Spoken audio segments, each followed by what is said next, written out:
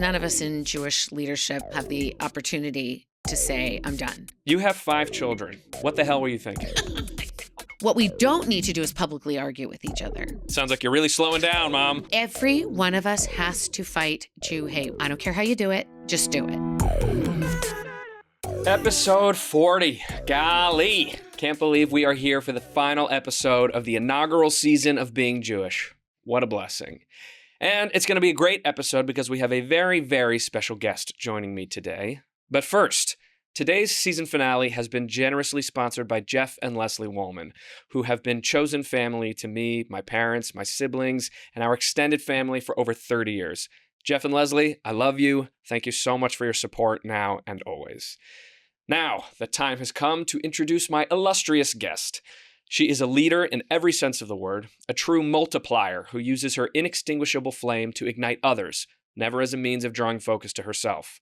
She is admired and respected by every person she meets, which is a lot of people, and I know this because they all tell me. She has held lay leadership positions in organizations across the country, including her just completed 3-year term as Chairwoman of Jewish Federations of North America, a role that saw her lead the Diaspora's largest Jewish philanthropic organization through the outbreak of the Ukraine war, the horrors of October 7th, and all that has followed. She has been a steady hand in the unsteadiest of times, raised nearly $1 billion of emergency relief for Israel, and was recognized with the Presidential Medal of Honor, the highest civilian distinction Israel can bestow. Also, she's my mom. Please welcome the most beloved Platt by far, Julie Platt. Thanks, Jonah. That was such a nice introduction. Thank you. Happy to have you here, Thank Mom, you. to bring us home, season 1. Thank you. So as I mentioned, you just finished your term as chairwoman of JFN. Are you even officially out of the role? I'm not officially Okay. out yet, not till July 1st. Okay, so I know you had your goodbye appreciation dinner. How are you feeling about coming to the end of this road? That it's not the end of the road. First of all, none of us in Jewish leadership, whether lay or professional, have the opportunity to say, I'm done. We can't be done. Right. So I'm not done. Well, what does that mean? What's next? What it means for me is that I will hold on to several of the initiatives that I steered because I believe in them and because it's a heavy lift right now, most primarily security. I was honored to chair something called Live Secure, which its genesis was really after the Tree of Life shooting in Pittsburgh, but it came to full fruition over the 3 years in which I was chair, which was to lift up the professionalism of community security across the federation system. So I chaired a fundraising campaign of $62 million that was used as a matching fund for our federations and to empower the Secure Community Network to professionalize community security, to make sure that we have the best, the most coordinated, the highest level of security, and we're not done, even though the first phase is over. So I will continue to help lead, not only to make sure it is at that level, but to raise more funds because communities need more security, unfortunately. So what does that look like? Like what kind of places are getting more security? What does more security mean? It's every communal Jewish space. So it's day schools and day camps and JCCs and every place Jews gather have to be overseen by a professional security organization. Right. Any other major things that you've left unfinished that you're going to continue to steer? I will certainly be part of raising the funds needed to address the crisis that has arisen from the Iran war. In terms of disaster relief? That's exactly right. There's a lot of need right now, more than we ever could have imagined, and we are mobilizing. One of the other things that I will continue to be involved in is this new or enhanced relationship between Birthright and Jewish Federations of North America in terms of volunteerism. You think of it as Birthright trips. Right. And I know you went on a Birthright trip. Did. We want to expand the age of people who will go and volunteer in Israel, multi-generational, people in the middle of their life who have the time. And we are very much working on and have really grown volunteer opportunities between JFNA and Birthright to go volunteer and be helpful to the people of Israel. Is there like a title for this new position you'll be in? Immediate past chair. Immediate past chair? That's right. And I'll continue to chair Live Secure. Fantastic. How have your priorities shifted from when you came into this role 3 years ago and thought, here's what I'm going to try to tackle, and then all of this balagan happens, and now you have new priorities. Obviously, security is a major one. And you mentioned, now we have this relief that Israel needs. But what about big picture? I'll give you a great example. At the moment, we're calling it Live Together. I'm also going to chair this initiative. Sounds like you're really slowing down, Mom. We didn't imagine the whack-a-mole of needs at the community level that would arise because of anti-Semitism.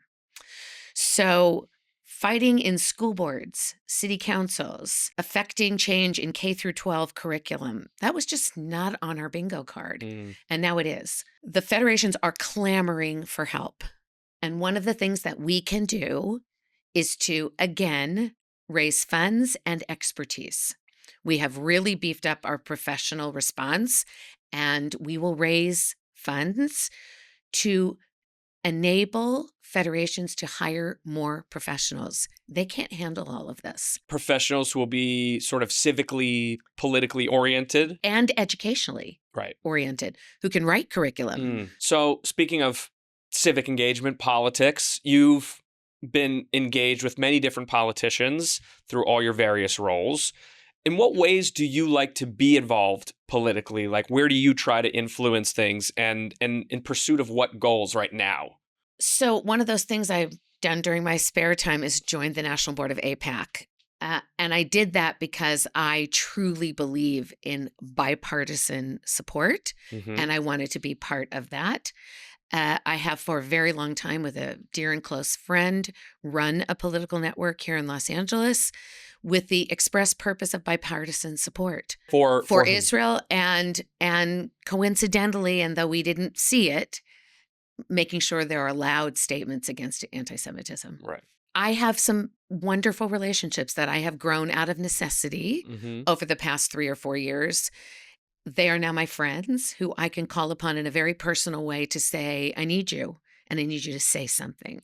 And I need you to say that what happened in Boulder, Colorado, and what happened in Washington, D.C. is just not okay, and to please speak loudly.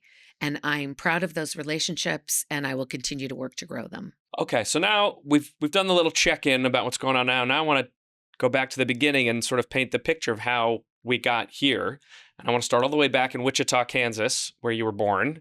Not a lot of people know that unless they know you personally. I think most people assume that our whole family's from LA, and I enjoy getting to tell people that I'm the first Platt to be born in LA.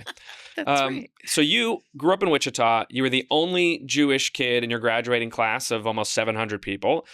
As a kid, how much did you feel or were aware of this minority status? I felt it in a prideful way, not in a negative way. I was asked so many questions and explained so many times why I was taking off school for what random holiday. I had a deeply beautiful Jewish home that my parents made sure that they provided for us. I am often asked if I experienced anti-Semitism. Once. That's pretty good. Pretty great. I had a 6th grade teacher, Mrs. McGrew. You're on notice, Mrs. McGrew. Who made the statement in front of the class that she would not cast her pearls before swine.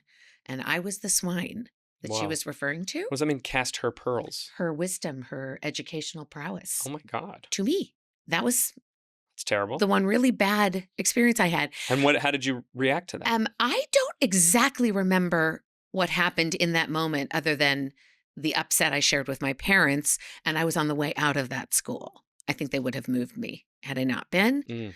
I will tell you a beautiful story about Wichita, which is I had the opportunity to lead the rally in November of 2023 in Washington. 300,000? 300,000, the largest gathering of North American Jewry in our history. And when it was over, I had the opportunity to speak on CNN and on Fox about the rally. They had my name, obviously, on a chiron on the bottom. Exactly. And it said, Chair, Jewish Federations of North America. 3 of my high school friends from Wichita looked up where that was, what that was, wrote handwritten letters to me, sent them to the office. They then sent them to me saying, I hope you remember us from Wichita. We stand by you. We stand by the state of Israel, and we were so proud to see you. That's so nice. Oh my gosh. Were they people you remembered? I'll remember them forever for that That's incredible so sweet. act of so kindness. Thoughtful. So you mentioned your parents and what incredible Jewish community leaders they were. Can you pinpoint any sort of specific takeaways that you learned in how to be a leader from both your mother, Joan, and your father, Robert? People ask me this all the time, like, why do you do this? Or where did it come from? I don't remember it being a choice. I remember it being organic. This is what you do. Mm-hmm. So my husband, Mark, your father, told a story last week at that gathering you referenced about our senior year of college when others might be going out on a lovely date to recognize their senior year. And we went out to solicit because I was chairing the UJ campaign at the University of Pennsylvania. It just always was. I know that probably seems hard to imagine, but I never imagined that I would do anything other than be a Jewish leader. I never even thought, should I or shouldn't I? It was just like you go to high school, you go to college, you become a Jewish communal leader. I always knew I would. And my siblings, I was just going to mention, because 100%. all three of your siblings have done the exact same thing. So Done it's the clearly exact same thing. in the water at your house. Done the exact same thing. I mean, it was such a joy for me that my sister Amy was leading the New York Federation as I began leading the LA Federation and then JFNA. We were doing all these things at the exact same time on the two coasts. Yeah. And have worked together so closely. My brother, as you know, leads CAM, the Combating Antisemitism.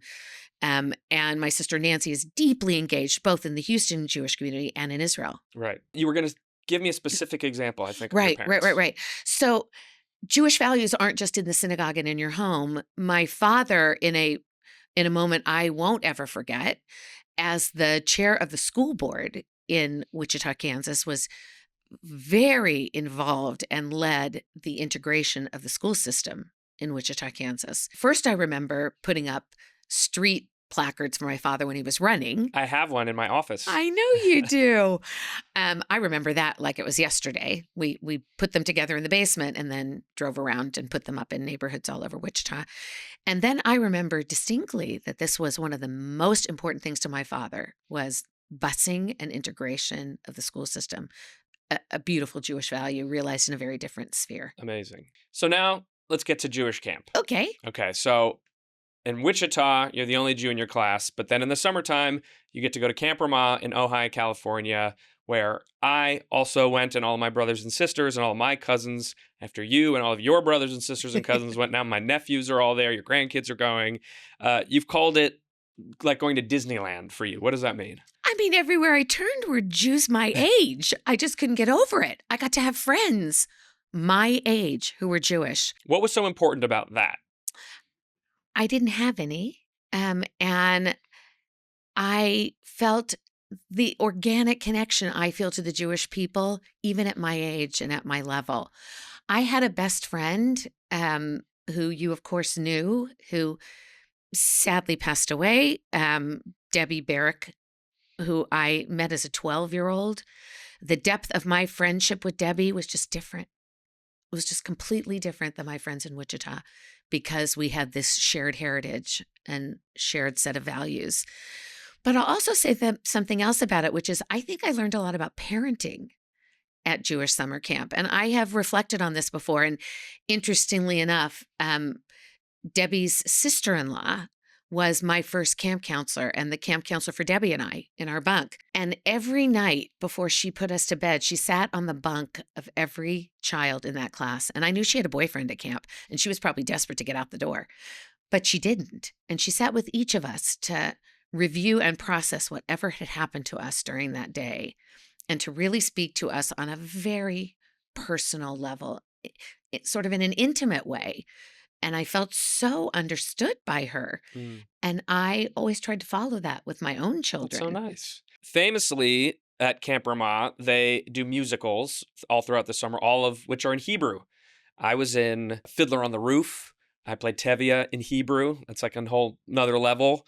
I did The Wiz in Hebrew. I know you were in Damn Yankees, famously. I was. You played Lola. I did. And you still remember it. I do. Can you give us a little phrase? Shtei Neshamot Avudot. It was the Two Lost Souls. Two Lost Or I'm Souls. thinking about Bye Bye Birdie. I mean, you were like Bye it Bye was Birdie. Shalom Birdie, Lahitraot Motek. I mean, I do remember, what was I I, know. 13, It's amazing. 14? I remember Lou Hayiti Rothschild. You've referenced this before in conversation with me, that there is data on the impact of Jewish camp on forming Jewish identity. Can you speak about what those findings have been? So I gave it to you anecdotally, but Right. it's the truth. And this is not to besmudge any other Jewish experience. I think everybody should have immersive experiences in Israel. I believe and fight for and help fund Jewish day school education. Mm-hmm. But there's some secret sauce that happens at Jewish summer camp. It is that Jewish joyful experience. It's gathering in white on Friday night and singing together as you usher in Shabbat. There is just something sticky about Jewish summer camp, and it proves out. People lighting candles, living Jewish lives, engaging in their communities, synagogue membership, day school enrollment. You can often trace it to data points of Jewish summer camp. It's just true. It's not a myth. If I had to categorize it, I would put it under the heading of immersion. I mean, I think That's that's right. what makes it so sticky, to use your word, is even with day school, even with a trip to Israel, those things are more limited. After school, you go home, and Israel is a limited amount of time or whatever it is. But when you're at camp, from the morning you wake up till the moment you go to sleep, it's all Jewish all the time, surrounded by Jews. And you don't get that anywhere else. That's exactly correct. That's a beautiful way to describe it. So, talking about camp in this way and how important it is, how is it 2025 and we still haven't made it financially viable for every single Jew who wants to go to camp? I think we've moved the needle, to be sure. Mm-hmm. One particular program. So, in those Jewish communal positions I've held, one of them was chair of Foundation for Jewish Camp, which, if you have not heard of it, I'm glad you'll hear about it now. But I would make it analogous to sort of Hillel International, which oversees all of the Hillels across the country. Foundation for Jewish Camp tries to lift up and hold and help Jewish summer camps all over North America. We instigated something called One Happy Camper a very long time ago. We funded it in matches with Jewish federations around the country to incentivize Jewish summer camp. We provide scholarships. Sure. And I do think we've moved the needle and helped people understand that, particularly based on the data we just talked about you want to ensure a Jewish future, send your kid to Jewish summer camp. Right. So obviously you've moved the needle, but we're not all the way there yet. Why do you think that is, when it's so clear, and especially, what we're seeing today with how important it is to have strong, confident, well-rounded Jewish identity for people in the times that we're living in, when camp is an important piece of that foundational puzzle? The problem is, those of us who are lucky to be on the giving side are being asked by our day schools to move a giant needle, Mm-hmm. which will require way more resources, to fund the trips to Israel I just talked about, to fund the needs in their community, and to fund Jewish summer camp. So I think if I was sitting here and you were talking to me as the head of Prisma, which oversees the day school movement, or Hillel International, which oversees all the Hillels, or as chair of JFNA, which I still am, the call upon resources each person believes is the most important call. And it tends to be a very big bucket of giving that is needed. What I find the bigger challenge, even than the funding, which I know is very important, and I will continue to work on it for the rest of my life, is that we haven't moved the needle of penetration in Jewish summer camping. It's still, and I'm not sure what the number is because I pay attention to the West Coast, but nationally, but it's probably 10% Of what? of eligible Jewish kids are going to Jewish summer camp. I'm really talking about nonprofit Jewish summer camp. We still are not the majority of Jewish kids going to summer camp. And of course, many of them care about their athletic abilities or their performing arts abilities in hopes of moving on their passions and dreams into high school and college. I get that. Mm-hmm. We can't be all things to all people, although we try to, because we need to be good at everything. But I wish more kids just went to Jewish summer camp. So you've been the Ramah Ojai board chair. You've been the chair, as you mentioned, of the Foundation for Jewish Camp. During COVID, do you really know how to pick your moments? I know. How stressful was that? Oh my God, it was just awful. It was literally awful because these camps and their professional staff survive on summer tuition, and we refunded it all across North America. Did you lose a whole summer? Some lost one summer, some lost 2 summers who didn't feel, and their parents didn't feel they had the COVID protocol necessary to bring their kids back in very close quarters. Wow. You're living with your friends in Jewish Sure. summer camp. It was awful. We lost a few camps that closed forever because they didn't have the financial backing and resources and reserves. Yeah. It was such a loss leader, a complete loss leader for a summer and a loss leader for the second summer. We're back. Fully rebounded? Fully rebounded. Amazing. Fully rebounded and overflowing with campers. Are you seeing an uptick? Yes, we are. That's great. Which is wonderful. It's what we refer to as the surge, Right. a phrase coined by Jewish Federations of North America. More kids want to go and be in community with their fellow Jews. So let's talk a little bit more specifically about Jewish Federation. It's obviously been a major topic of this discussion so far, but I want to talk more about your involvement with it on a personal level. You mentioned that you were soliciting for the UJA campaign while you were in college. Like, where does that come from? How did that start? I had watched my parents lead both locally and nationally. I believed in the Federation system at 18, the same way I do now at 68 almost. I very much believe in what the Federation system can do, even more so since October 7th. I am so proud of what we do. I believe in it. I put my funding behind it and our family's funding behind it. I won't ever walk away. So many people have said, like, what's your next chapter? And I just keep saying, like, the same chapter it's been for 50 years, which is I believe in what we can accomplish. There are wonderful things happening across North America in Jewish communal organizations, and I'm part of many of them. Mm-hmm. But where my focus has been and will continue to be is the Federation system. If you had to encapsulate what the Federation does in a line or two, what's the log line? We are able to convene in 140 plus communities at a moment's notice to imbue professional expertise to help communities feel safe and secure and educated and engaged. And more than anything, to try to support them in every way we can, whether it's through data, through marketing and communications, through physical security, through community relations expertise, to also have flourishing Jewish communities. It's not just enough to have a Jewish community. It's to have all those things that make you have a flourishing Jewish community. I give $10 to Federation. What does Federation do with that $10? We do a lot of things with your $10. I know. So we fund our key partners in Israel, the Jewish Agency for Israel, the JDC, the Joint Distribution Committee, on which my sister Amy is deeply engaged. And JDC operates in countries around the world. So when you give a Federation gift, you are helping what we do in Israel, what the Jewish Agency for Israel does in Israel, what JDC does in Israel, what JDC does around the world, and what we do in North America, and what we do in your local community.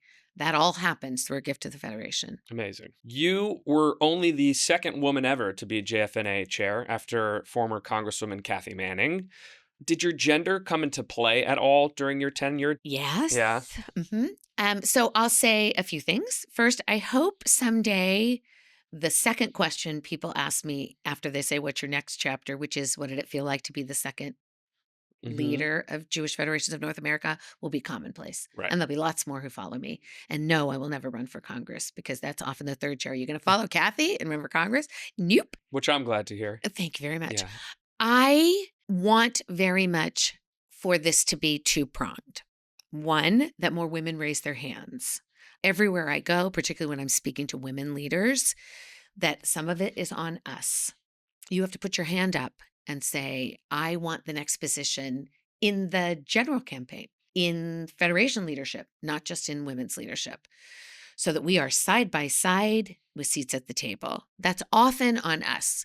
But unfortunately, it's also, and I have experienced personally, a question of whether a woman leader will be as strong, as critical, as loud when needed as a male counterpart.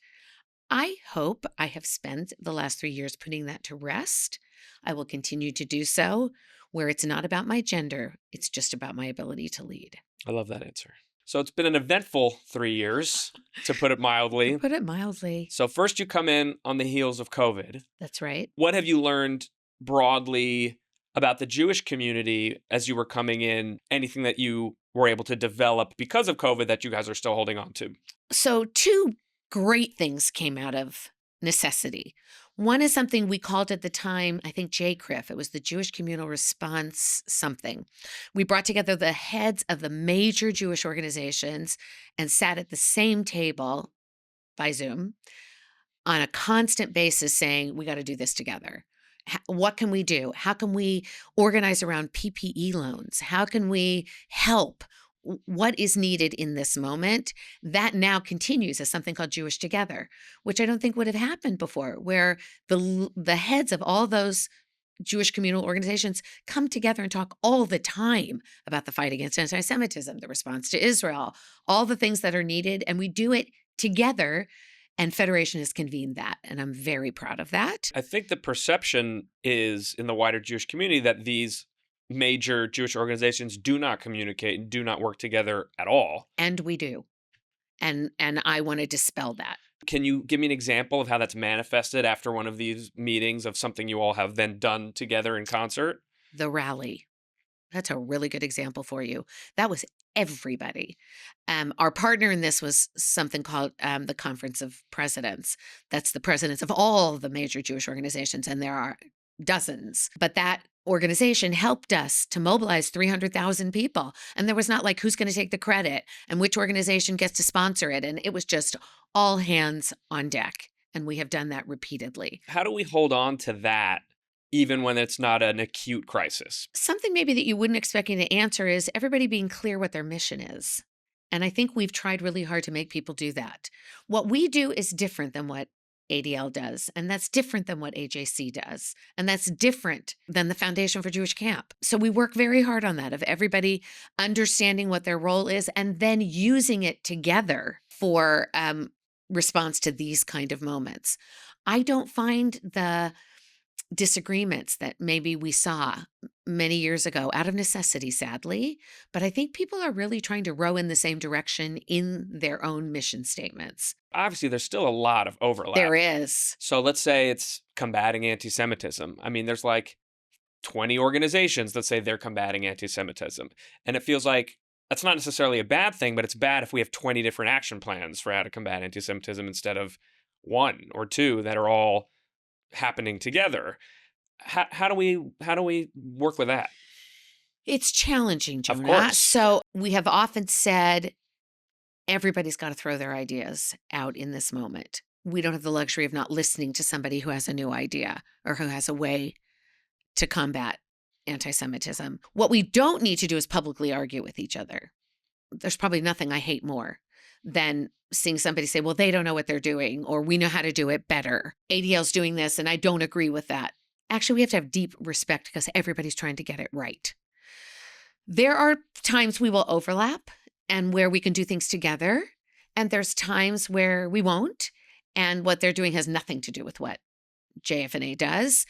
What we are trying to do is to convene the table so that everybody knows what everybody's doing, so that we can try to work together. It is not foolproof.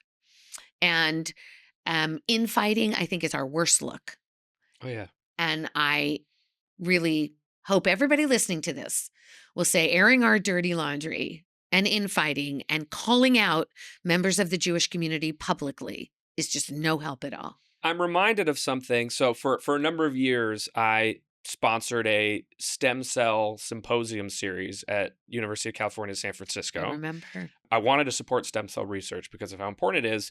And something that the professionals there identified as being an issue was sort of the siloed nature of scientific research, that somebody in Germany is working on this one thing, somebody in California is working on this one thing, And if they're never brought together, they just don't know what each other is doing. So by doing this sort of symposium series, we were able to bring people from all over the world together, and a lot of amazing partnerships sort of came out of that. You mentioned you're convening, you've got this new together thing. Is there room for more of that? So it's interesting you would say that, because prior to coming to speak with you today, I was on a call on this topic. But the topic was about the messaging. When something happens, we're so far behind in the coordinating messaging that we've seen from the other side, from the anti-Israel, anti-Semitism, or the Jew hate side of this. Right. So what would it look like if overnight the smartest minds were part of a messaging hub? And when something bad happens, they convened in real time. And by the time you woke up the next morning, if you were at any of the places where messaging comes from, you were part of a messaging hub, and everybody had the same talking points, and everybody sent out the same message the next day. That's what we're going to try to do. I think that's amazing. We don't necessarily have the answer of what the messaging will Sure. be. We ought to bring together people who do this really well, so that we're not like 2 weeks later saying, well, what should we say about what happened? But that by the time you wake up, you have the talking points. I think that would be fantastic. We're going to try to do that. Right on. So back to your time at JFNA. You start with COVID, then you get the outbreak of the Ukraine war because things weren't interesting enough for you during your time. What can you tell me about that period of your leadership? One of the things that I often say when I'm out speaking to communities is that unlike any time in Jewish history, any Jew who needed to be rescued from Ukraine was rescued from Ukraine. So we were able to immediately, because I'll tell you another analogy we use all the time, and this is coined by the president and CEO of Jewish Federations of North America, Eric Fingerhut, is you don't build fire stations for a fire. You have them in place so that all you have to do is turn on the spigot. We had the fire departments across Ukraine and across all the places that refugees needed to go to get out of Ukraine, so that all we had to do was turn on the spigot. So in no time at all, Jews who needed to get out of there, and it was women and children because the men were not allowed to leave, we got them where they needed to go fast and safely. And then because we had the fire department in Ukraine, we could provide all the resources needed on the ground to those behind. So I felt incredibly proud of our work. And with the partnership actually of the First Lady of Ukraine, and with the First Lady of the State of Israel, and with me, we convened a group of philanthropists to say what's needed that we're not addressing, that we don't see, and to do some very private and serious funding on the ground in Ukraine. Amazing. Then obviously the biggest disaster, October 7th happens. You immediately jump into crisis relief mode. And I think the tally at this point is 850 million. Is that We're right? almost at 900 million. Almost That's at right. 900 But million. it's moving very fast right this minute because everybody's reactivated. Mm, And the money is just going fast and furiously into Israel right now. that's amazing. Mhm. What has been the hardest part of this job that you've done for the last 3 years? Probably an answer you're not expecting me to give unless you're going to go on to Penn at some point in your questions. Penn's next. That's the hardest thing I've ever done. So let's get to the Michigas at Penn. Under then President Liz McGill, sort of starts with this Palestinian Rights Festival situation and Penn's handling of that. And then, of course, October 7th happens. Famously, the president's brought in front of Congress, doesn't say the right thing, to put it mildly, eventually is ousted. I think, at least from my conversations with you, and you can say if I'm correct or not, that, Liz McGill was just sort of the wrong person at the wrong time, not necessarily a bad actor or nefarious person. I know Liz. I call her a friend. Of course. She is no Jew hater. Right. She is a friend of the Jewish people. I think she was caught in a moment. Who is to blame for that moment is not important. She was caught in a moment and was never able to recover from it. And it was clear in an instant that she was not going to be able to recover from it, and that we had to make a change, and she had to make a change. I happened to be in a position to be very much part of that moment as vice chair of the board, as you know, Mhm. for about 28 days, I was the chair of the board of the University of Pennsylvania because it was automatic when both the chair and the president resigned in a moment. I got to be part of the decision to lift up the incredible president of the University of Pennsylvania right now, Dr. Larry Jameson, and the incredible chair of our board, Ramanan Raghavendran. And I feel completely confident that we are not in that moment now, and that we have the leadership both of our president and of our chair to take us out of this moment. And I think we're fairly far along that path. What was the most brutal aspect that you endured in those couple months? I'm loath to say this because it's being Jewish with Jonah Platt, but I received more hate from my Jewish community than from any other community at the role I decided to take at Penn, the way I decided to handle it, which, as you know, follows the adage of Ann Richards, the governor of Texas: if you don't have a seat at the table, you're on the menu for lunch.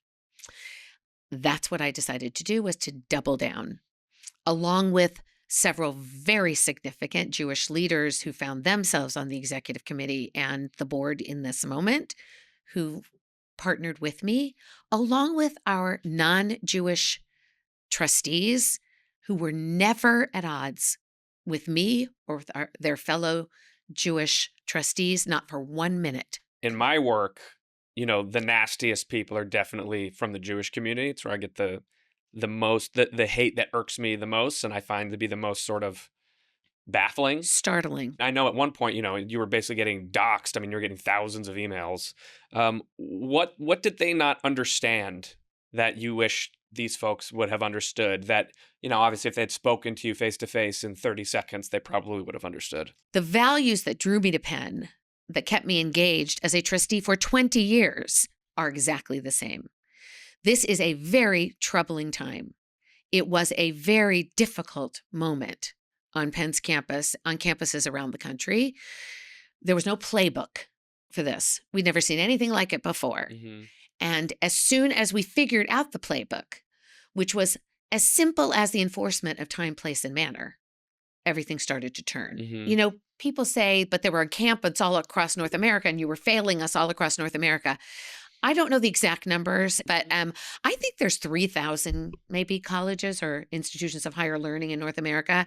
The number of encampments was a fraction of that. But our lovely social media made you feel like every Jewish student on every Jewish campus all across North America was cowering in their dormitory room. It just wasn't the case. It was just what you saw was terrifying. And what we had to impress upon the leadership at these universities, in Penn's case, under President Jameson, with very little difficulty, he saw it the same as I did and as my fellow trustees, was just follow the rules. Decisions have consequences. There were going to be consequences. Whether your listeners know about it or not, there have been consequences. People were denied diplomas, and their future employers know it. How are you personally or through JFNA attempting to tackle these deep-seated ideological issues we're seeing on college campuses? So, of course, one of the biggest challenges we have seen and has been uncovered lies within the faculty. And anybody who understands how universities work know that there is a great decision-making ability that happens within the faculty senate and around tenure. That isn't a spigot that can be turned on and off at will. That takes a lot of energy. It takes a lot of conversations around what I would consider some very loud, bad actors in university faculty, shedding a bright light on those members of our faculty, giving their fellow decision makers in the faculty the support that they need. But I'm going to tell you an answer you probably would not imagine I would give, which is in my double down segment, which is so fund at universities, fund chairs in Jewish studies, fund Middle East study professorships, fund Penn Hillels, fund your Hillel, fund where you went, where you live, in the community where you now find yourself. I've said the very thing on the show. Fund them. You can help all these things happen.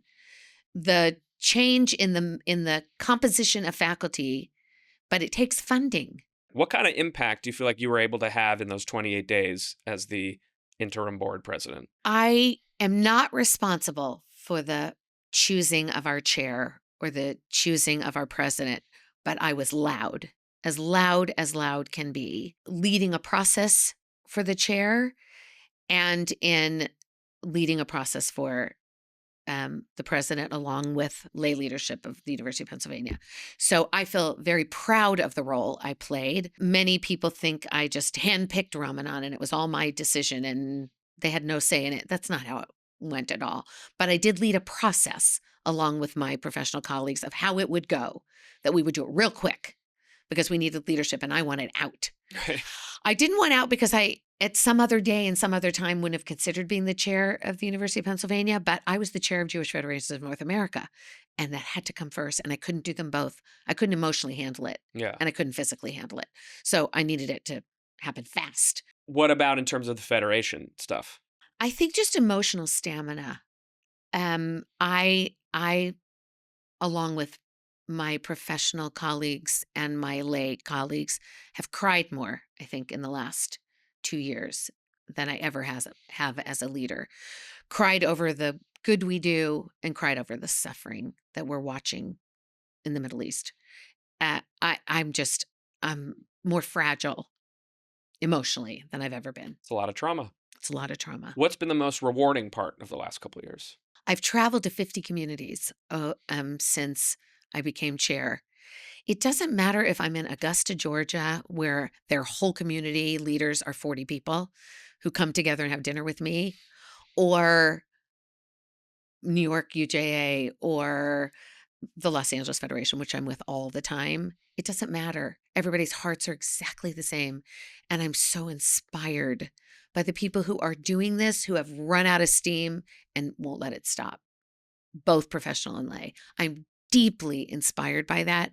And that's what fuels me. That's beautiful. Everywhere that you've ever been in life that's meant anything to you as an adult, you've turned around and been on their board or chaired it or volunteered there.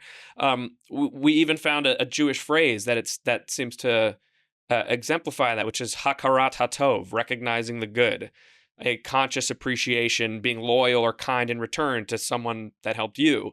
You're on the board at Penn, Ramah. You're on the board of your kid's high school. You're on the board of the hospital where your kids were born. What do you make of that? That's such a good question because I've thought about it a lot, particularly since I went on the board of Cedars. Right. Cedars-Sinai Medical Center here in Los Angeles. It's the model of the grateful patient.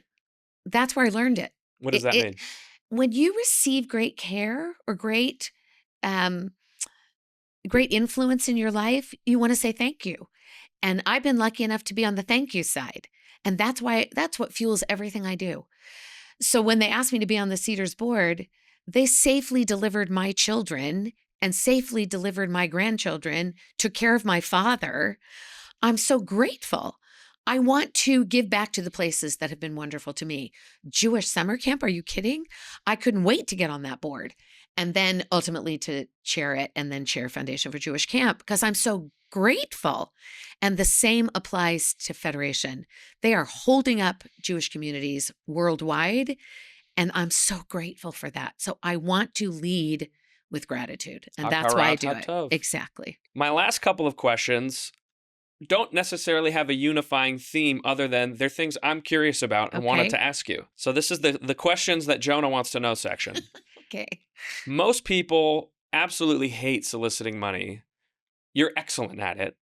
What's your approach? You have to believe in what you're asking money for. So I won't ever ask for money for something I don't truly believe in. I can't fund everything. So you're going to have to join me. And because I want the mission, the project, the initiative to be funded, and I can't do it all myself, and I believe in it, I'm not afraid to ask you to help me do it. And I know how it feels when you've done it.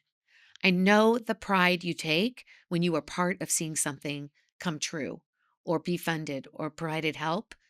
And I want to give you the opportunity to feel that way. So if I may sort of tweeze out what I just heard as being the nugget that I think people can take away, it's really personalizing the ask. And it's not like, hey, this organization that I'm involved with needs some money. It's, I'm trying to accomplish this thing. Will you help me? That's exactly right. What was your experience being on the receiving end of me saying, Mom, I'm in love with a Catholic chick? Oh my God.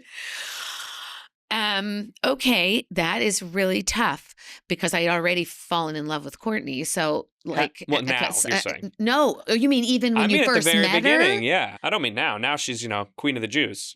She is Queen of the Jews. Weekly shout out to Courtney, That's right. So maybe I'll say two things. Of course, it was my dream that all of my children would marry someone Jewish. And I would lie if I said that wasn't in my book of dreams of being a Jewish parent. I also thought I knew you, and I knew that no matter what might happen, you would find a way to raise Jewish children. So I think I knew that. But I think more than anything, and Jonah, this speaks to everything that's happening right now in the Jewish world, you are more important to me than any decision you will make about a spouse or how to lead your life or what your politics say or your practice of Judaism or your kashrut or anything you do. I want my family to stick together and be together and love each other, and that will win the day always. I mean, that's beautiful.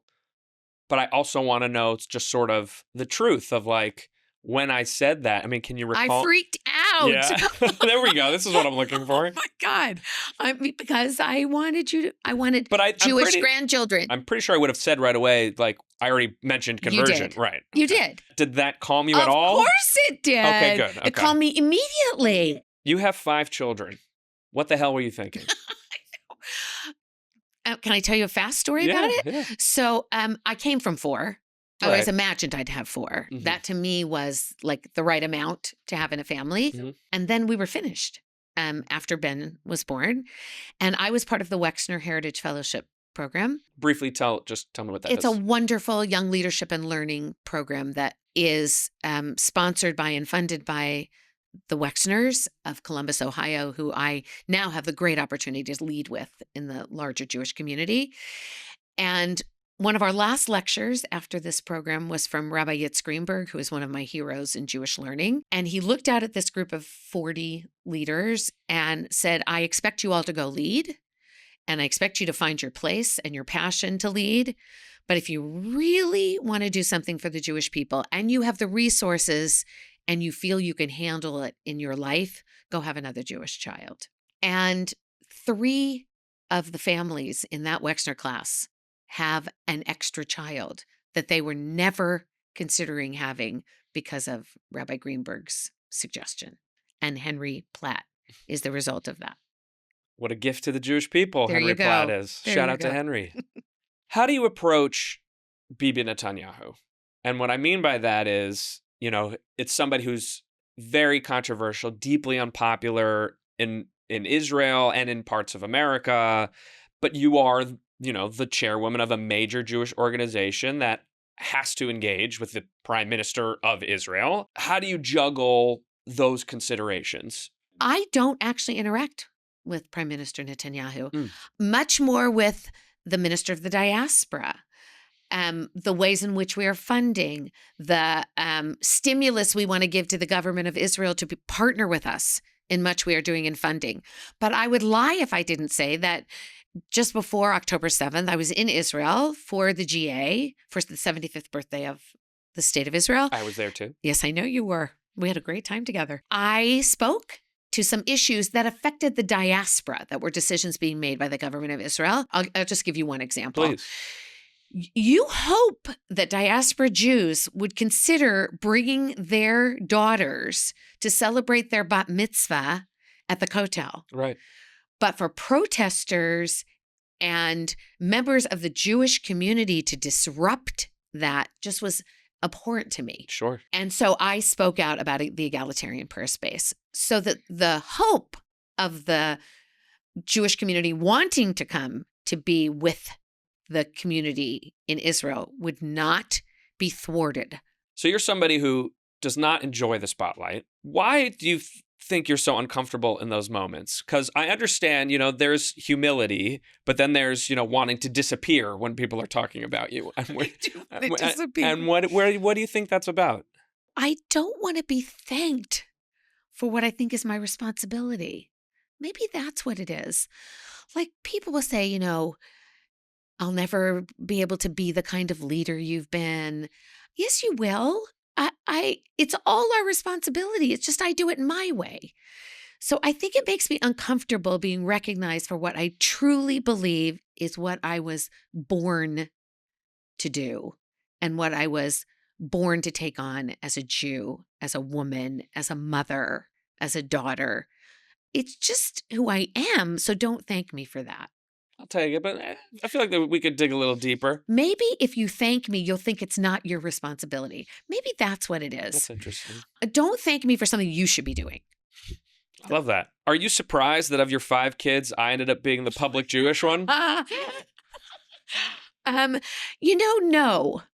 And the reason I'll say that is because you used to always geschrei the fact that you were a natural born leader. Like whenever it'd go, oh, Jonah, you have to do this. You're the leader. Or if you don't follow this rule and end up in detention, everybody else will think it's okay because you're a natural leader. And I know you sort of push back against that, but I've known it since you were born.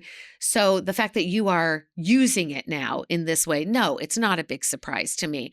I also saw you at camp and I saw what those camp friendships meant to you and what your day school friendships meant to you and what family means to you.